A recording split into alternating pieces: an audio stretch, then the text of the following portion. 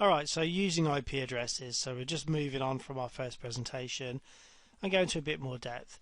But really what this is all about is dealing with address depletion, and the problem was, it was noticed quite some time ago actually, that when the IP version for addressing system was devised, it was never envisaged that people would have home computers. At the time, computers cost tens of thousands, possibly millions of dollars, and it just wasn't imagined that people could have devices in their own houses that they could use for computing purposes. Alright, so public addresses were devised as well as private addresses, and public addresses are free for anyone to use internally. So we've got a range of addresses that have been designated for people to use on their network. So anything that begins with 10.x.x.x, it can be anything afterwards, 172.16 to 172.31, and then 192.168 and anything after that. Now you can have different terms for this. I've heard this called private addressing as well, which basically means it can be used on your internal network, and then other people refer to it as public addressing in the sense that it's available for any company to use or any individual to use, as long as they don't route out onto the internet. So you can't route out on the internet using these addresses, they're all blocked. So normally your ISP would block you using them. Alright, so subnetting, basically what this lets you do is you've got a certain amount of bits for your network and a certain amount for your hosts. I'm going to go into this more detail in another lecture. But basically what it lets you do is take the host bits and use those to create smaller networks called subnetworks, so hence the term subnetting. So, basically address allocation. In this particular network, we've got any device that starts with 192.168.1 is in the same network. And I've just repeated a couple of the rules here. At the top, we can't use the address 0, and at the bottom, we can't use the address 255. But we can use all the addresses in between from 1 up to 254 in this instance. Now if we had an IP address or a device 192.168.2.1, because of the way subnet masks work, and our subnet mask for a Class C address is 255, 255, 255, and that's basically saying the first three numbers there are reserved for the network. So you can see that any alteration in those first three numbers means that the device is in another network.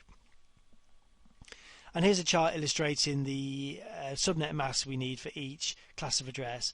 So Class A will always be 255, and we can't use that first octet. The next three we can use for subnetting, for carving out smaller subnets. For Class B it's 255, 255, and then for Class C 255, 255, 255. We can't use the first three, but we can use the last octet for carving into subnets. All subnetting is stealing the host bits. So when we look at our standard address, a subnet mask of 255, 255, 255, in the bottom in red I've stolen 2 binary bits to carve out some subnetworks. Now you'll see later on in this particular example, by stealing 2 binary bits will enable me to create 4 networks, 4 subnetworks within that range. So there's our 2 stolen bits which we can use for subnetting, and we'll be covering this in far more detail as we go along, so don't worry too much. I'm just sort of building on our last lecture and preluding our following lectures. So here we go. Don't worry about how I've done this, but basically we've carved our 192.168.0 network into 4 smaller subnets, and each subnet starts with its own number.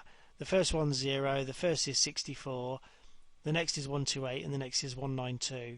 Each of those subnets has got 62 available hosts in, and of course because each subnet is its own network, it's got its own broadcast address as well, and we're not allowed to use any of these broadcast numbers because obviously that indicates there's a broadcast on that network.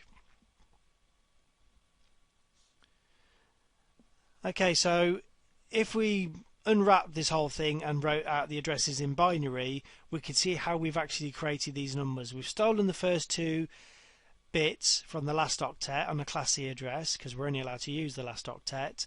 If we have two zeros, it gives us 0. If we have a 0, 1, which means that's a different network, that gives us the subnet of 64, and then a 1, 0, and then a 1, 1. So these are the 4 subnets that we've managed to create from our originally one larger network.